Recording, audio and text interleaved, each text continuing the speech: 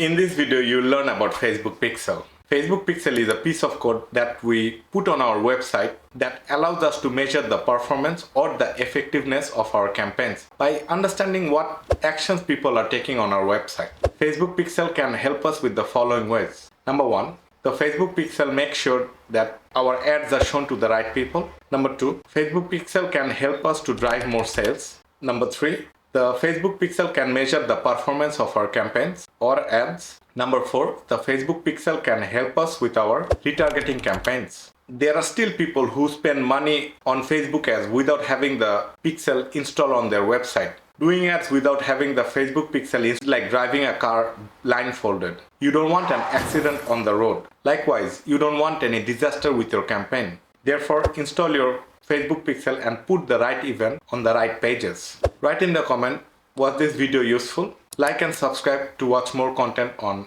Facebook and Instagram ads.